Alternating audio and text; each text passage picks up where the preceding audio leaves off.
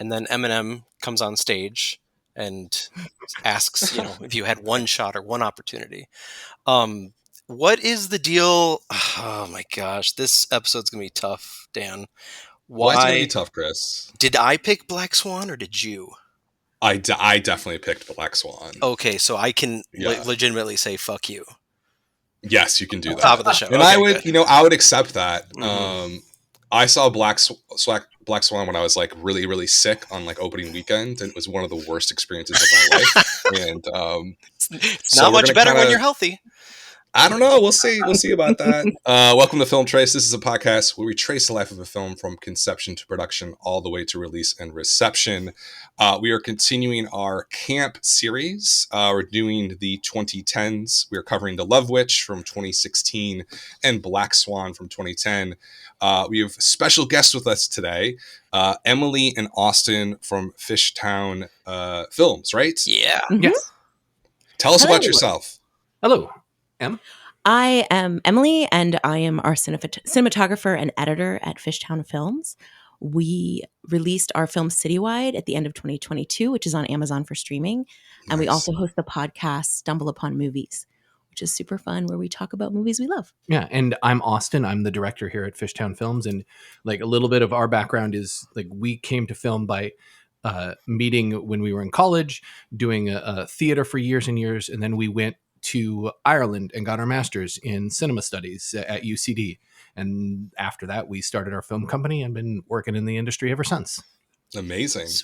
We were very glad to have you guys. Thank you. What was the last couple of films you guys did for your podcast? We have been watching the films of Dorothy Arzner. Mm-hmm. Okay.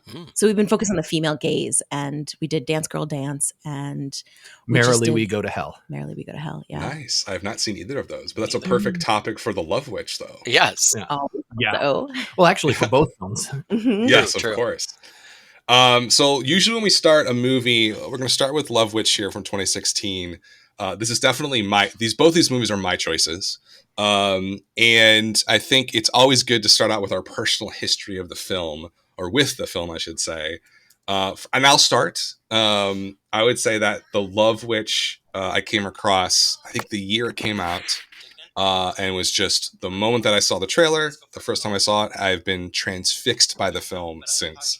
It is probably in my top 5 of the last 20 years. So I obviously have a sort of gushing view of the film. Emily and Austin, how about y'all? What is your sort of history with The Love Witch?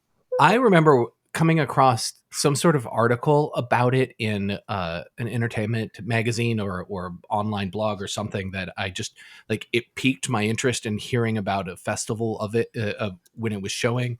Yeah. And I remember Emily and I were at a cabin and we rented it on Amazon or some streaming site and watched it while sitting in a cabin while we were snowed in over my birthday. It was it was spooky, and we were so isolated in this snowed in cabin, and then we put this on and it was like magic. Yeah, it like, as much as I had heard about all of kind of the lore that goes around Anna Biller and her crafting of the film, like I was not in any way prepared for how incredibly unique her vision is. Mm-hmm. And that always struck me about this film. It is. Chris, what about you? Oh boy, here we go.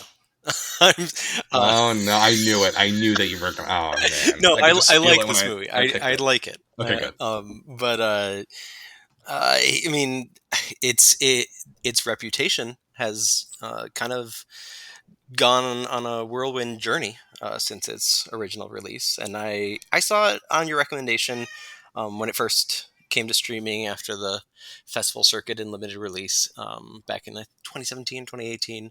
And it was I was going through a pretty terrible bout of insomnia at that point. And so it was a really good like insomnia movie because it was like, it very much fit the tone of just like middle of the night, like you were turning on some, campy 60s horror film. And that's obviously the sensibility it's going for. And it's fascinating and meticulous, very much everything going on the surface. And then when I rewatched it, and as maybe some of us know, Anna Biller's kind of she's gotten herself into a couple controversies on the interwebs over the past 7 years or so, and I mean, it was a difficult rewatch for me, to be honest. It was still so much like Yeah. sumptuous, just like beautiful stuff to look at. The cinematography, in particular, along with like coupled with the set design and costumes and makeup, is just like it's a movie lover's wet dream, absolutely. But I do think that like seeing a lot of the discourse regarding um, gender essentialism and transphobia Yeah. over the past number of years, and the comments that Biller has made, unfortunately, kind of just it discolored my view upon second Yeah. watch, and I hate that, because it's definitely something that wouldn't have happened in my like more ignorant heyday teen years, Yeah. before the internet became like uh, a, a direct portal to most directors' brains. And but yeah, I think there's something going on here in the Love Witch that I'm interested to untangle, and also very open to hearing other points of view regarding. But I think that's where things get thorny, especially when we look at it through the lens of camp. Yeah. It It's funny that you mentioned yeah, that because I was, doing research for this episode, and I have like all the stuff that you're talking about. I had no idea any of this happened because I'm just not like in tune to certain you're not things in the terminally film online world. like I unfortunately am. Yeah. Yeah, like, and I think it was on the horror subreddit or something. Someone had mentioned this movie, and they went back and forth about it, and then like half the comments were like really negative Hmm. about the stuff that you're talking about, and I was like, wait, what? And then I had to go to do some research, and I'm like, oh, okay, like it does change a little bit, receiving the film versus when I saw it when it first came out, without a doubt. um but I do wonder, let's start with how we, maybe first experienced it, and how it's changed a little bit. Maybe Emily and Austin, you can speak to that. On your rewatch of The Love Witch, does it hit differently now? It's a really interesting question you bring up. I haven't explored the controversy that's around it, but what I can speak is as a queer woman, that watching it every single time has been challenging in the sense of the very specific female identity, the heteronormative specificity of femme identity that is presented in The Love Witch. But I've Yeah, always approached it from the perspective of this is that character who's super toxic and murdering people. Mhm. So yeah, her perspective is not one I'm particularly that involved in. Like, I don't have to feel like she's this heroine. She's a femme fatale. She's murdering people. Yeah. So that was sort of how I always approached it, Yeah. from that POV. And certainly the language has changed so much culturally from 2016 to 2024. Mhm. Terminology that didn't exist back then does now. So I don't know what she's saying outside of her art form. Um, and we'll definitely be researching some of that. But I definitely think within the film, while she's presenting such a cis heteronormative female perspective, it is just sure. that. Yeah. Yeah, It is a fascinating thing because there is an element of, does it really even fucking matter what the author of the film means or says hmm, based on what our experience is? And I think that there's mileage that can be taken in every direction, Yeah. and you can get from it what you want from that.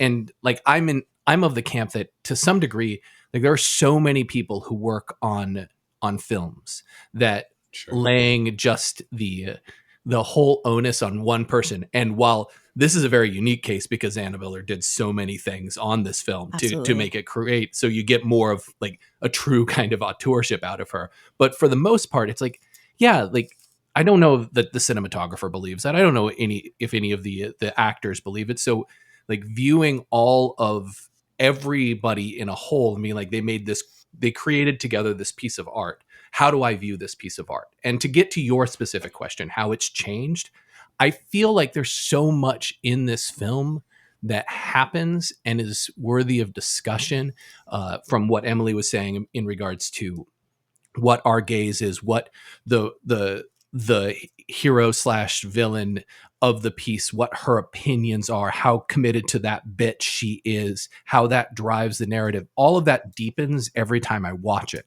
And I feel like I pick up more on what is happening in this specific world that the film is taking place in. And that's that's my experience. I find more like interest in like the fact that she has chosen a incredibly unique acting style. What Mhm. does that do to my perspective of the performances and the story that she is telling? Right. There's always an arm's length, right? Because of its campy Yes. nature, it's kind of almost cardboard Yeah, almost performance. Bresson-esque. Yeah. Yeah, very Bresson-esque. And so there's a certain distance that I can watch it from. Yeah. Yeah. What insight? Yeah.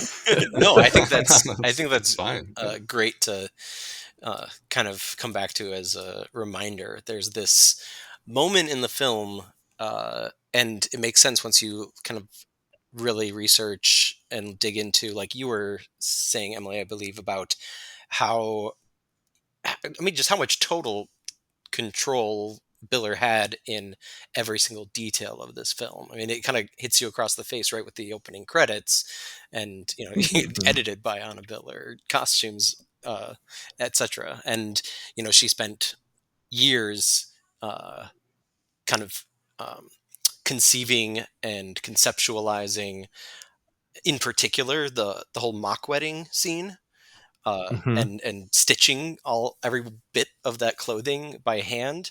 And Incredible. yeah, and that scene stood out more for me this time because I was able to kind of take in, because every time you watch a film and you can see more details, and in particular here, I mean, the colors hit you hard, and that acting style is sometimes distracting, but that's also part of its purpose, and so you don't Mhm. really get to appreciate um, the really like loving and just incredibly intricate details that go into uh, those kinds of things. So I think like, and I want to emphasize that like my rewatch, while problematic, was still just like soaked in like, I could live in this movie no matter what. Like Mhm. it could Yeah. be, it could be.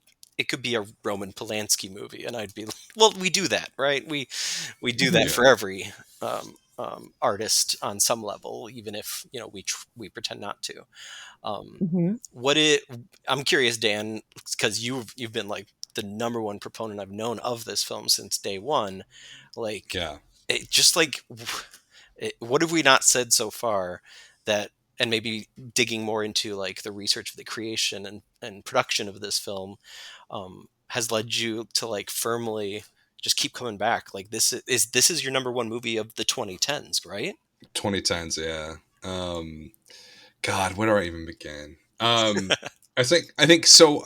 I'm so glad, Emily and Austin, we have you on here so you can kind of speak from a filmmaker's perspective, because I don't have any background in that. And I think there's so much to talk about with this movie, on how it was produced, what makes it interesting, what makes it different. Mhm. My love of this movie is from, I think, more of an academic, intellectual viewpoint. So I studied literature when I get my master's in literature, and focused on like literary theory, focusing on like post-structuralism and I guess postmodernism. And within that, sort of gender studies, and um, seeing this movie to me is like reading a PhD dissertation on gender. And it has that level of thought, intricacy, exploration, and there's a bravery here in what she's saying and how she's saying it. Doesn't necessarily have to agree with it. It kind of doesn't matter. It's the Mhm. fact that she's exploring these topics in the way that she is, so in depth, and she has such a skill with it. A lot of films try to talk about big things or complicated issues, and, they come up short, Mhm. or it's not sort of super well thought out. Anna here is like, she's so clearly passionate about I would say, the theoretical aspects of gender. And Mhm. she has such an amazing understanding of the discourse and study of it, that it is seeing this movie is just like watching a jazz musician just improv at the height of their skill. Yeah. And sort of that's my love of this movie. All of the filmmaking stuff I can appreciate, but to me it's much more of an intellectual, maybe even academic sort of love and passion that I have for it. Now, maybe from a filmmaker's perspective, Emily and Austin, you can maybe speak to what you find unique about this movie and what sort of stands out to you as sort of a unique sort of signature that Biller has put on it. Well, one of the things when we were researching for talking about this, Emily was doing a whole bunch of research on the cinematographer and the style of film that they used, because Biller is very, very specific in interviews and in conversation about what type of film she wanted to make and what were her reference points and how they seem to differ from a lot of people who actually like the film and how they see the film versus what she saw of the film. So like from my background, I look at this film and I see a whole bunch of reference to like Italian giallos of the 1970s and gothic horror and like these films by Jean Rollin and these beautifully weird like melodramas. But she talks specifically about like almost like Douglas Sirk era films and talks about like Rainer Werner Fassbinder and how she wanted to shoot it, and the gentleman who shot it for her that she's worked with forever, like how they went about filming this film. And do you remember some of the stuff you were researching on that? Yeah, David Mullins was the cinematographer on this, and they shot it on 16 millimeter with a focus on really being able to pop the colors to give it that Technicolor vibrancy of the 50s and 60s, which, yeah, as Austin said, the influence is Hitchcock's Marnie, for example. And so what they did was they really made a focus on shooting at the lowest speed they could and bringing in as much light as possible so that it was just like sweating everybody out. Yeah, which might be the reason why the head of the coven is just doused in sweat in every scene that he's in. He's just like, the poor man's suffering like a motherfucker. They're just like wet. He's like, I'm moist. This is not great. He's so drippy. Yeah, it's interesting that you bring that up about the technical elements of the film. It is like a PhD dissertation on gender studies. It's such an interesting perspective. I love that you brought that up. And I think it's also a PhD dissertation on the style of the 1950s and 60s, but also 40s and 50s, I mean, but also it explores the idea of just what is the anachronism of bringing the old perspective of how to shoot a film into contemporary life, because they're saying it takes place right now. So if it's taking place right now, but we're playing around with the idea of gender, of an old kind of perspective of gender, and we're filming it in an old style, but again, we're filming it right now. How does that clash? Yeah, Mullen talks a lot about how it back in the heyday of Hollywood cinema, they spent so much time focusing on how to shoot women well. And Biller talks about how she wanted this film to be about glamour and how like looking at something beautiful is important for us. And so this attitude of looking at the actors and actresses as beautifully as we possibly can see them. That's why one of the reasons that they wanted to shoot in 16 mil, one of the reasons they wanted to light the way they did, all of these kind of attributes of how to make the film look a specific way and bring back this old Hollywood style of glamour is something that they aimed at doing. And I think that that's part of why it feels a little anachronistic, especially when we're going to like later talk about Black Swan. Like it looks so different for a film that was shot years later. Like it feels like it's from a bygone era, and yet it's like all the cars are contemporary, and it's so weird to me when I see like just a regular like Ultima roll up to somebody's house. You're like, that's not the car that anyone would be driving in this world. Pull up in a Camry. Yeah. I think it's a good time. Billa did an interview and she talks about this idea of glamour, and I want to kind of read this out and see where it takes us. And I kind of want to pass it over to you, Chris, after I get done with this to see where we're going. She said, quote, this interview when the movie was released, women sometimes really love to look at other beautiful women on the screen, but they don't look at a woman the way a man looks at a woman. They want to be that woman. They like if a woman is beautiful or sexy, especially if she's powerful. They like to see her catch a man or to be powerful in the world. I think this is why a lot of women love noir films and classic films, because they can really identify with these really strong, beautiful women. That's the kind of power that women have lost culturally. We've gained so many more things, but we've lost that kind of sexual power, the glamour power. What do you think about that? Well, I mean, yeah, that's because I think it's a good quote. segue to talk about this sort of gender essentialism Right, thing that has come up. So maybe you can explain that a little bit more. Because she's essentially suggesting a kind of queerness in just the act of a woman going to a cinema to watch another woman, and yet there's also this very much like I mean, what about what about lesbians, what about trans women, Yeah. anyways, because that quote about specifically like wanting to be like, I think that's something that's opened up a lot of doors, even in this few years that have passed since its initial release, where you can look at it so many ways, because I think there's been there's I feel like this is one of those kind of Rorschach movies where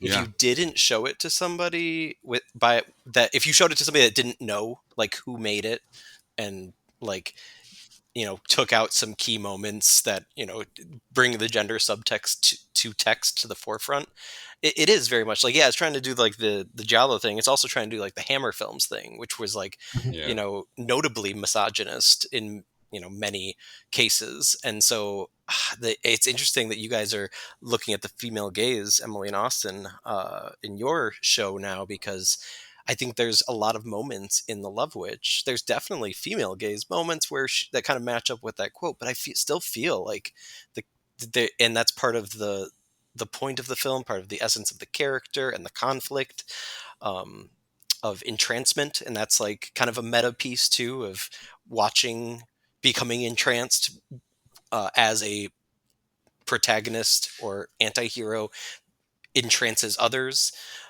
where I don't know, I feel like there are a lot of very male gazy pieces there, whether purposeful or not. Sure. And so I don't know how much I can really take that assessment, especially under this umbrella of camp, which is to kind of add queerness and like joy in the ugly kind of mentality that I think Sontag is originally referencing. But I don't know. It's curious, kind of what you were saying, Austin, too, about how Biller was thinking one thing, and then the audience kind of took it a different way. How much was she like really trying to inject campiness? How much of The Love Witch can be like detangled from the references it makes and the kind of over the topness that is gone for comedy versus gone for to make a intellectual point. I don't know. That's a really good question. Emily and Austin, what do you think about that? Like, her using these tools of the past, right? And she's using them probably to some degree with irony, but to some degree not. Do you feel like she is able to carve out her own voice here, even though she's using these sort of anachronistic tools, or tools that did not have the same sort of political viewpoint that she would probably promote? Yeah, I what I find from this film is that I think that it's an incredibly honest film from her perspective. I feel like maybe honest is the wrong word, maybe earnest is the right word.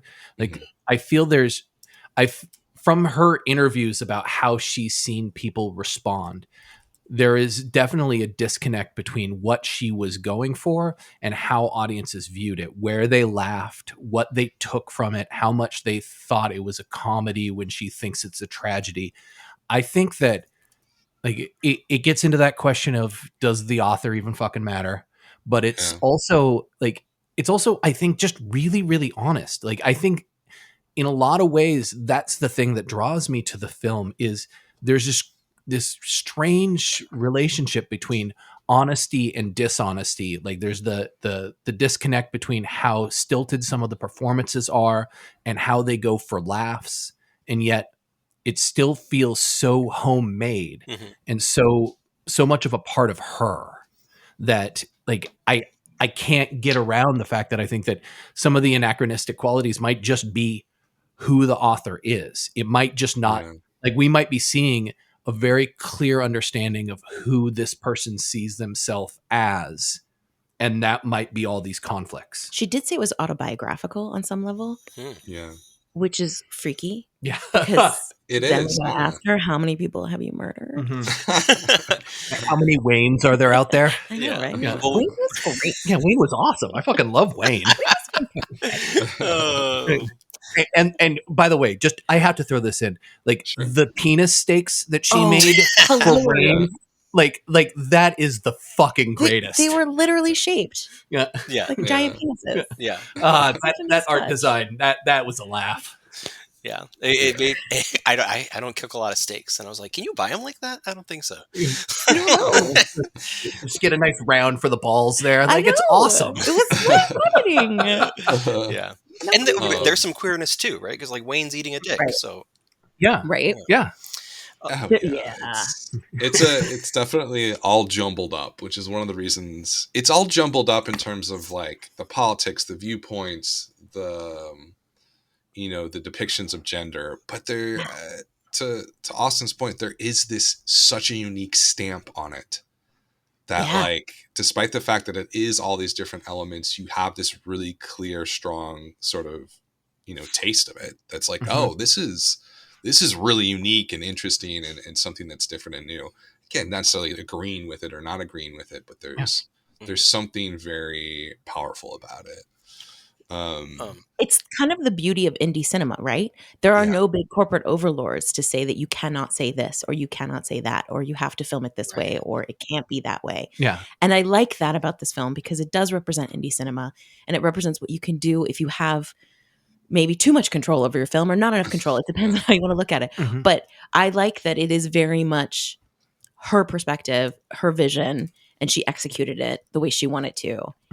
And we don't have a lot of that in cinema nowadays because there's just no funding and there's no access to getting it out there and there's no means to tell people about it. Yeah. It's a huge challenge. Yeah. And we did our premiere episode for this season partly about Pearl, the Ty West prequel for the X trilogy, and Maxine's coming out soon. And I was thinking about that a lot on this watch of The Love Witch because I hadn't seen Ty West's films before when I initially watched it. And there is something that's just like, we spoke a lot about like the attention to detail in Pearl regarding like both the time period in which it takes place and the kind of films that it's trying to emulate and reference. And yet there is still something like, Pearl's A24, but it's also like very much like this kind of like it was widely released, right? And so it still loses some of that juice that Love Witch has and is able to retain. I don't know if even A24 would let somebody get away with this kind of like intensely homemade feeling. No way in hell. I think the fact that that Biller hasn't made a film since this suggests that no one would let her get away with this again unless she funded it herself. Right. And she's been wanting to make a movie, and she's talked about it on her. I follow her blog, of course, and it just hasn't happened. She turned it into a book, but like, it's one of those things where it's kind of she had the opportunity, she swung away, and this is what we got. Speaking of swinging away, we get to switch over to Black Swan from 2010. Oh my gosh. You that segue, didn't you? We've already sort of, I think, we kind of gave away our viewpoints of this movie, Chris. So maybe we kick it over to you're right. Austin. You guys loved it. Like, you're going to watch it again tonight, I have a feeling. Yes. It's one of those movies. Along with Darren Aronofsky. I mean, what's your all history with this? Came out 2010. Did you see it when it came out, or did you see it more recently? I didn't see it in the cinema when it came out. I waited for home video. I have a love-hate relationship with Aronofsky's films. They don't. I remember I was in college at the University of Washington, and he came to show Requiem for a Dream. And Nice. afterwards, somebody asked him why he wanted to end the film so sadly, and he said that because not enough cinema in America ends sadly. And I thought to myself, that is some bullshit. That's And bizarre. and I've Yeah. and from that point, I've just been like, I'm going to take anything you do with a kind of grain of salt. And so, while I went and saw Noah when it came out in the cinemas, like first day, because I'm like, this is fucking bonkers. Like most of his stuff, I'm just like, no, I'll wait, I'll see it if I see it. It's nothing like, and this fit in the same kind of realm. And like, I was talking with Emily earlier today about this film, and I was like, both times that I've seen it, I've enjoyed it while I watched it, but about 2 days later, I'm like, I don't think I like that film. Mm. Yeah. Like That's that's totally always understandable. been my feeling. Yeah. Yeah, I have no memory of when I watched it before. It may or may not have How'd happened. you? Yeah. How are you I guys never feeling saw on the it. more recent rewatch here? Well, I think the biggest takeaway I had, besides the end, was the fact that I feel like there was a hugely missed opportunity for her to actually grow wings. Mhm. Yeah. That would have been incredible. The body horror of that would have been amazing. Yeah. Like, in order to be an artist and to really fulfill your art, you have to become the swan. Yeah, if it had been more Cronenberg. Yes, that would Yeah. have. Yeah, Oh, would Cronenberg. have Yeah, loved that's what I that. thought too. And I feel like it was such a lame way to be like, no, she's just crazy. So, not a huge fan. Expertly done, Um, Yeah. exquisite, stunning. Yeah. yeah, I mean, from a technical grow perspective, wings. it's pretty good, right? I mean, like, Yeah, I it's don't know, stunning. Yeah. it's intriguing, it's engaging from definitely a visual and audio perspective.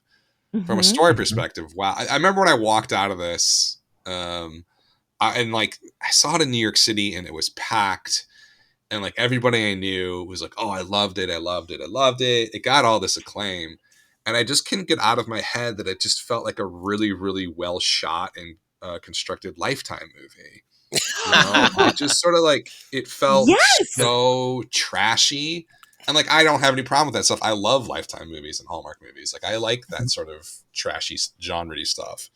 Me But for too. some reason it's like people were talking about it as like the best film of the year. I was like, I don't think so. Like that's not, maybe Darren was going for that. I mean, first of all, do we think Darren, when he's sort of directing this, is thinking that like I have this trashy movie that I'm like upscaling or something? Or do you feel like he thought the story was really profound? No, he definitely thought it was profound. Yeah, I kind of He's feel got that that too. vibe, right? He's Yeah. like so egocentric. He'd be like, "This is brilliant," Yeah. and I'm a. It's oh my gosh, it's so difficult to kind of pin this guy down because it and I definitely felt it again in rewatch. But the thing that really just like grossed me out, I remember back when I originally saw it, was like, is like, are we? Does he, is the director of the film also Vincent Cassell's character, the director of the ballet? Feels like it. Like, Mhm. is it like, why is there no self-awareness there, or is he like trying to put some self-awareness in there? But like then, tons of horrible gossip came out, following the film, and Natalie Portman's baby, and just like it, and there was rumors about him like manipulating Kunis and Portman on the set to like pit themselves against each other to create like a real Joan Crawford, Betty Davis kind of situation. And it just makes it, I don't know, it's one of those things where you're just like, he has to be in on the joke, right? Well, how could you No. possibly like make it through? Like, who becomes a 30-year-old something full grown person and doesn't like realize that you've just put yourself in the text as the rapist? I don't. I think all the fuckboys in America just asked you to hold their beer as they ran. Okay, I fair. can do that. I can show you the stunted development, and I can do it for you. I gotta hang around with different people, I guess.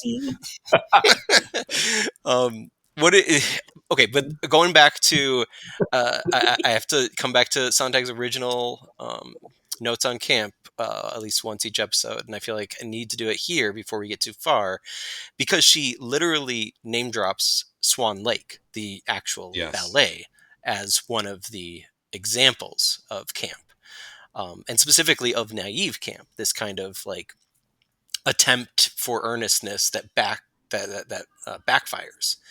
So like even that, like I get it, Aronofsky, fuckboy, sure, that makes sense, that tracks, but he's a well-read fuckboy, right?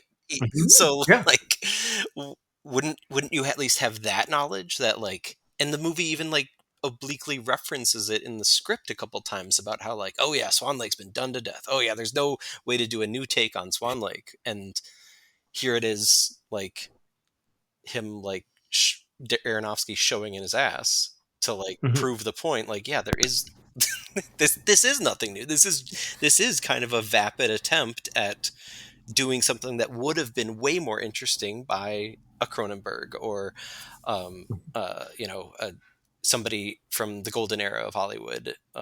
You don't have this. You don't have this sensibility, and you even down to like the doppelganger effect. I found that connection interesting between Love Witch and Black Swan, because it didn't Mhm. really hit me as hard when Trish barges into Elaine's apartment and finds the shrine and then attempts to imitate her. Like that feels very much like I know the history of Hollywood, and this one Mhm. just doesn't. Well, is it that he doesn't, or that he's like, I'm making my own history by making it new? Like, Yeah. like It's I, without trying to denigrate him too far, like if that is an aspirational belief, and I can see how a director would get a whole bunch of people behind the idea of being like, I'm going to do this, but I'm going to do it new, and we're going to blow their fucking socks off, and there's something really engaging about that persona, even if the end result you're like, yeah, but you didn't actually do anything new. Like you still presented a woman who was trying to become the best artist she could be, go crazy, and then kill herself. That's still your narrative. That's Mhm. that falls down so many tropes. Like that doesn't get up again. Like that they've broken all their legs on all the tropes that they've stumbled through. Like it's so obvious, and yet there's such an ambition. It's so much like an opera of like just pure emotion and pure like, I'm playing to the back of the building, but I Yeah. don't know if it's good. I'm just doing it. just do it louder. It'll Yeah. yeah. Yeah. I Uh, found this somewhere, and I just tracked it down in the New York Magazine profile of Darren Aronofsky when Black Swan was released. He said he speaks to the fact that the early screenings in America were filled with laughter in the audience, and the early screenings in Europe of the film, no laughter.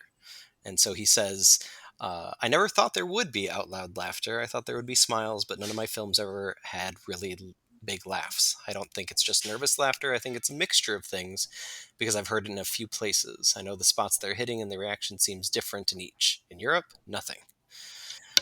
So I think that kind of he's so pretentious. God. Like, he's insufferable. yeah, And I used to like him too, is the weird thing. Like, I used to love what was his first movie? Was it Pie. Pie? Yeah, Pie's great. Yeah. It's I love that. And like, Requiem for a Dream is like obviously like on everybody's list, the best movie you never want to rewatch. Yeah. Right. He starts to lose me on The Fountain. I love The Wrestler. I do like The Wrestler. Love it, love it, love it. And Yeah. there's a lot of speak Um, about how Black Swan is his attempt at like a femme masochist version. yeah. Um, Kind of like a companion piece to it. right, but but he's so It's- bad at female characters. So Yeah, I mean that's the fundamental problem with him. Yeah. right, This was not a female, like this isn't the female gaze, right? This feels very much like the male gaze, the objectification of Everything. Nina, Of everything. of everyone, of everything. Yeah, Yeah. you're right. It's fascinating. He clearly doesn't know what to do with women Or complexity. or Like nuance. even the most, for me, one of the most interesting scenes is the Tom and Jerry date oh scene. my gosh, Sebastian where- Stan. Yeah, it was like, hey, Bucky, you used to do other things. Great. So like, I find it really interesting that that scene just turns into like the term paper that you get like a D on from your professor. It's like, don't make it a dream. Yeah. Don't make it a fucking dream. Let her have an actual lesbian Right. experience. Yeah, like don't say that she's sexually repressed and that the only thing that she gets off on is a dream sequence. Like, even if she's masturbating in front of her mom, which is also a great fucking subversive scene. Yeah. Like it never leads anywhere. It No. doesn't Right. like it leads to a dream sequence. Fuck off. Right? Oh, I'm so disappointed that I know. But it's I like, remember leaving the theater in 2010, and I just couldn't help but like think that it was all the thing. It like took all the things that shouldn't have made both Fight Club and American Psycho work, and then just like failed the concept in multiple ways. And I just remember being so mad because like there's no reason for that you like you're already, like you said, doing a scene where you're touching yourself and don't realize your mom's right next to you. So like there's so many over the top signals. I'm saying the same thing over and over again, I'm sorry. Yeah. But like why is he gets so close and then just pulls it all away. Mhm. I almost want to argue that that's because he He's lives the worst person in bed ever. like I almost would like to argue that it's because he shows all of his references, but he doesn't show that he knows why they do it.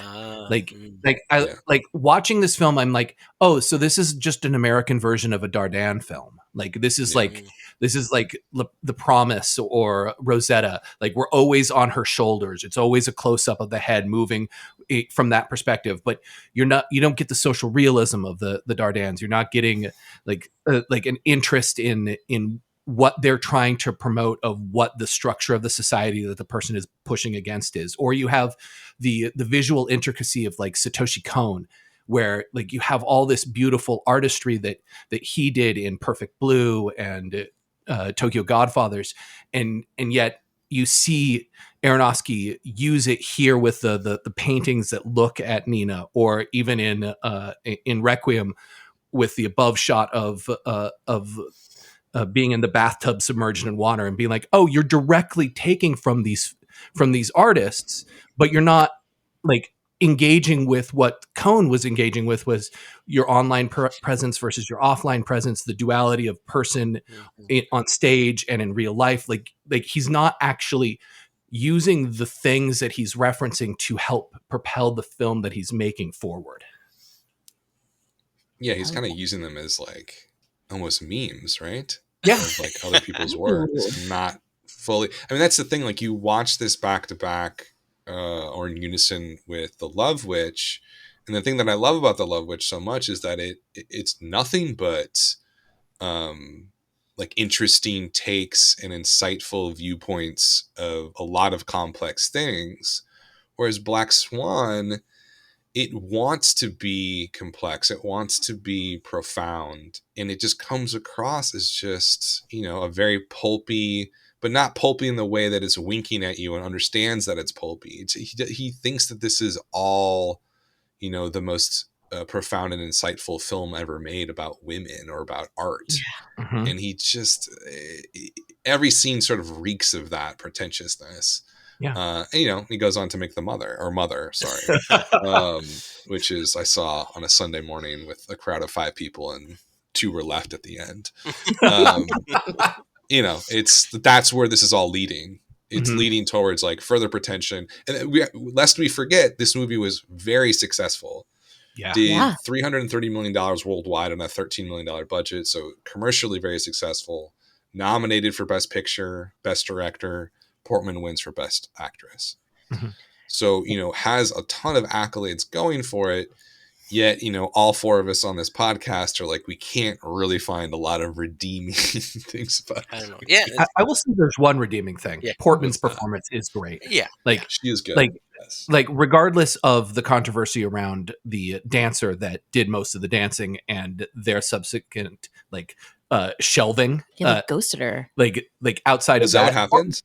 Yeah, her name is Sarah Lane, and Okay. she's a really famous lead ballet dancer, and she did all the dancing, pretty much all the dancing in the film. And then they put Portman's face on her, and Oh, wow. and then she's not in the credits. Sarah Lane Mhm. is not in the credits. Yeah. She was totally shelved.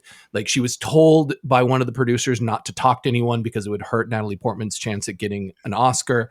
Like we have a bunch of ballet friends like who are ballerinas here in Philadelphia, and we asked them about this, and they're like, yeah, we can watch the film and we know when it's Natalie Portman dancing and we know when it's Sarah Lane. Like, it's very clear to us. Yeah, that's Wow. And it's that was like the number one thing I came across in my research over and over again. It's just like, oh yeah, ballerinas fucking hate this movie. Mhm. yeah. They do. And they also wanted to make sure that we knew that they don't actually turn into swans. Oh my gosh. They're so cute. Yeah, no, for the opening clip on the episode, I almost did the 30 Rock episode, but then I figured out that was also the blackface episode, so I was like, let's not touch that. Probably don't It want might to be a go near little that too one. convoluted for an audio clip. The only Black Yeah. Swan thing that has aged worse than Black Swan. Where does that leave us? I'm curious, Dan. You picked both these films, and Yeah. you clearly knew what you were doing. Unlike Aronofsky, that you wanted something that you found great, aside something you found that failed miserably. And I think the point still remains. Like, I honestly, I should have known, but I didn't know for sure if I was going to jump on the pod with our guests today. Yeah. That they would just like. So I'm glad we could preach to the choir, but it's got a Love it. 4.1 on Letterbox. It's still very much revered by like Aronofsky still has his fanboys even post Mother and Noah and The Whale, and Well, and so how is Yeah. it?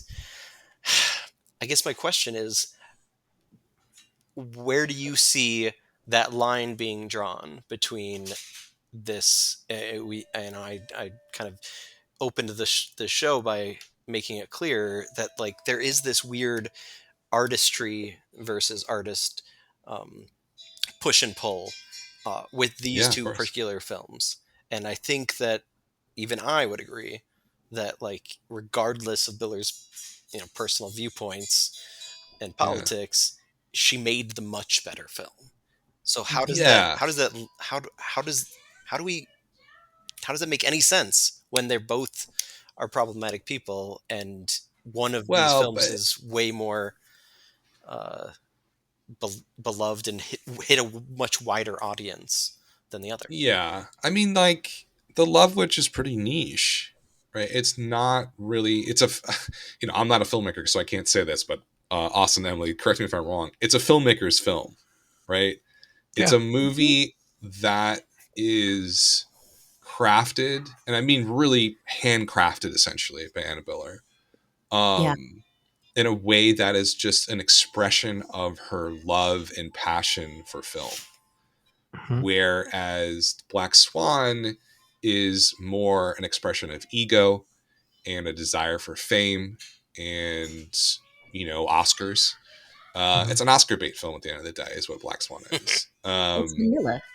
And so, yeah, It's I mean, that's my take on it, right? I don't know, Emily and Austin, what do you guys think? Yeah, I would say that it's for muggles. You know, it's not since we're bringing up Yeah. toxic Transphobic artists. people, yeah. I would say that Black Swan is for the vanilla film goer. Yeah. And Love Witch is for a cinephile. Yeah. Someone who's passionate about film and has a big library in their head to pull from. So they can understand the language. They have a visual literacy. Yeah. That you don't need to have to watch Black Swan.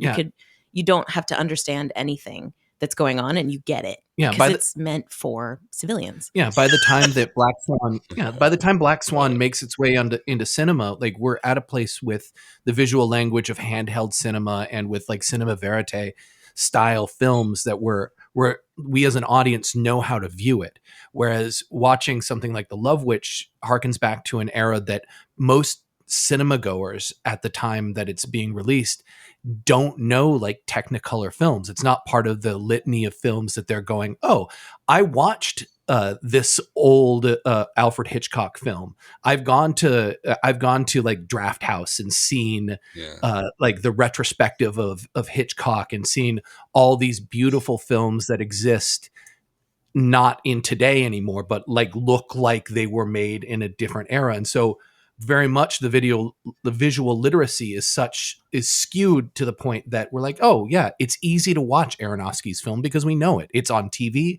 It's on. It's in the Cineplex. It's in your Marvel movies. Like, it's everywhere. Mm-hmm. Yeah. I'd also say that Aronofsky is constantly reaffirming the heteronormative male belief in women by saying, see, she's crazy, like, whatever, and just ignore her. She'll get over it. And she'll do the thing if you push her hard enough and you're toxic enough to her and you like a molester. And then she'll do the part and then she'll die, but that's fine because it's fine. You had your part. Yeah. You got it done. You know, and then you have Anna Biller who's making you have to question everything and just throwing it in your face.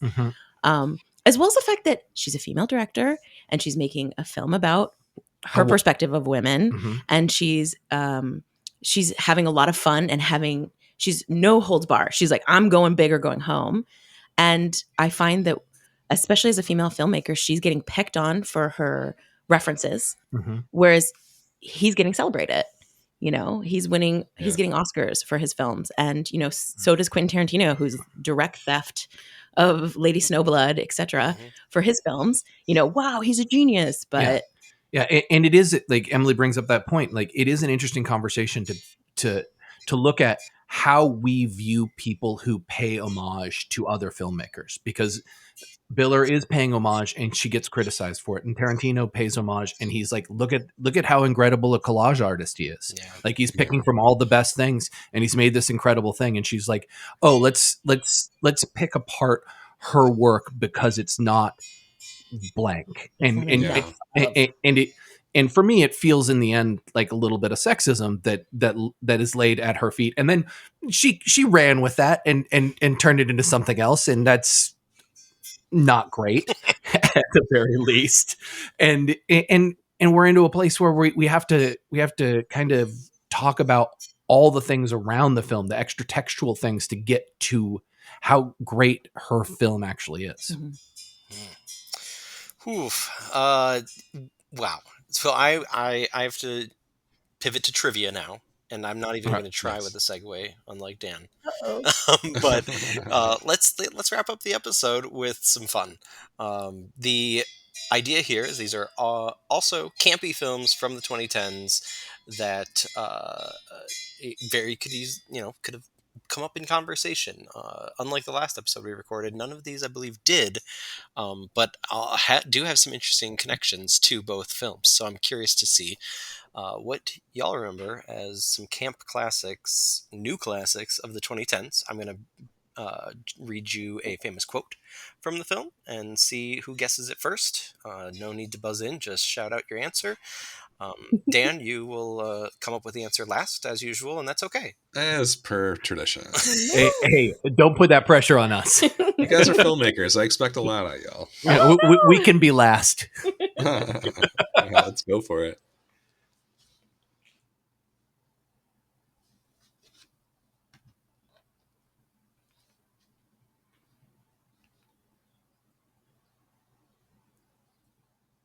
I think we lost Chris's audio. I think we lost. Oh, did we lose Chris? Yep. I thought it was just me.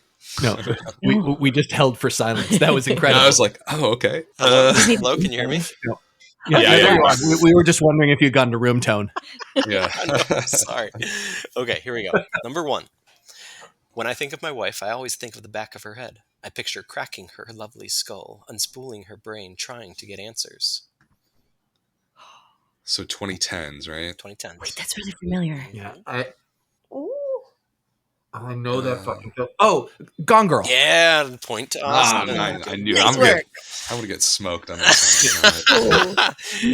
All the listeners were screaming that for the entire time that we were like, what the fuck are we doing? And I did that to kind of rub salt in the wounds for Dan right away, because I know he's watched that movie at least a dozen times. Oh, I've watched it like 30 times. I don't know why. I don't even like it. Yeah, you did. Exactly. Okay, next. Let's go with this one. Touch me. It's so easy to leave me. all alone with the memory of my days in the sun. If you touch me, you'll understand what happiness is. Look, a new day has begun. Ugh. Huh. I want to say that's the new Blade Runner, but I don't fucking know. Blade Runner 2049. I have no idea. You got another one? Another Sure, quote? sure. This one is gonna give it away pretty quickly, but who knows? Maybe you guys might have memory hold this. Uh, I'm Bustopher Jones. I'm not skin and bones. In fact, I'm remarkably fat. Don't haunt pubs. I have 8 or 9 clubs. For I'm the St. James Street Cat. Cats? Yeah, good work, Dan. Well done. I love that. That's the one. I was going to say Osmosis Jones for some reason. I don't know. I just I mean, wanted- All I can think of is the butthole cut. Exactly, I know. Yes, Unfortunately, yes. there's no quote about buttholes in the film that I can Yeah. find. Yeah. Number 3. Unfortunately. Amazing. Oh my gosh. Okay. All right. This is one I haven't seen, but my wife's seen it a number of times and swears by it, and I really need to get around to it. So I'm sorry if I don't get the delivery correct. Oh shoot! Now I just lost it. Oh,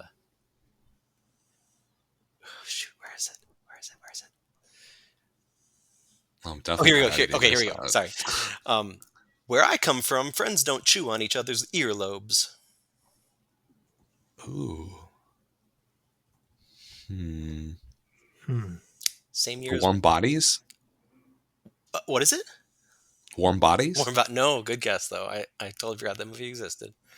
So did I until now. This is this is also a 2010 film. Came out the same year as Black Swan.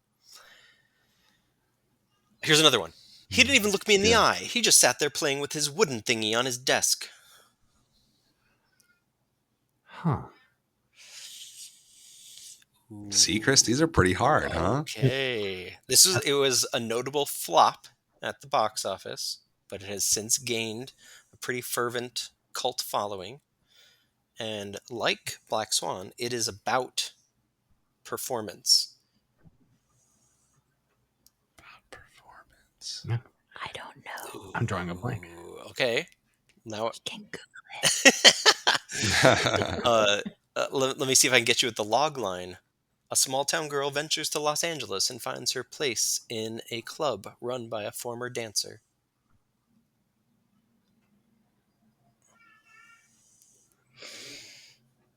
That's not Coyote Ugly, I- obviously. I think we've been watching too many Giallo films. Oh, I wish this was a genre. I think our arrow is off. I know. Okay, Shit. here's the This is the wrong cast going era. from bottom billed to top billed. Stanley Tucci, Kristen Bell, Peter Gallagher, Julianne Hough, What is this? Cam Gigantet, Eric Dane, Alan Cumming, Christina Nothing. Aguilera. Nothing. Burlesque? There we go. Oh my god, that was a rough one. I'm sorry, guys. Oh man, Yes. that movie has been banished. Yeah, I don't even remember that. I don't even remember that movie at all. Oh my god. No memory either. Wow. Wow. Yeah, totally memory hold. Okay. I think this one. I'm gonna save the one for last that I want to because it's a big one to go out on. But here's another one. I'll try to be quicker if we're not getting it.